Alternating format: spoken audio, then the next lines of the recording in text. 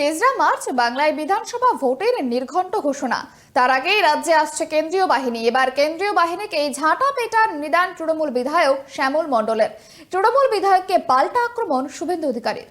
যদি অন্যায়ভাবে কেন্দ্রীয় বাহিনী বা সেন্ট্রাল বাহিনী যদি সাধারণ নাগরিকদের ওপরে অত্যাচার করে, ভোট ঘোষণার এখন অনেক বাকি, যদি কোনো রাষ্ট্রীয় সন্ত্রাস করে, যদি অবৈধভাবে বেআইনিভাবে যদি আক্রমণ করে, অত্যাচার করে সাধারণ নাগরিকদের উপরে, তাহলে গ্রাম বাংলার মেয়েরা ঝাঁটা হাতে প্রতিরোধ করবে, প্রতিবাদ করবে, প্রয়োজন হলে ঝাঁটা পেটাও করবে।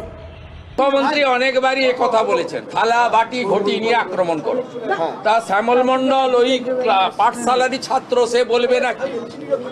এটা তো আজকে নতুন কথা নয়। ইলেকশন কমিশন তার ব্যবস্থা নেবে। আমরা ভারতীয় জনতা পার্টি কারোর উপর নির্ভরশীল নয়। আমরা 19, 21, 24-এর নির্বাচনে 40% ভোট পেয়েছি। 2,30,00,000 ভোটারের বেশি, 58 লক্ষ এবং প্লাস 12 লক্ষ, 70 লক্ষ নাম তো চলে গেছে অবৈধ ভোটার। বাকিটা ঝাড়াই বাছাই হবে। এবং এই মুহূর্তে তৃণমূল কংগ্রেসের সঙ্গে বিজেপির কোনো ভোটের গ্যাপ নেই, এটুকু আমি বলতে পারি। কালকে চূড়ান্ত ভোটার তালিকা প্রকাশের প্রাককালে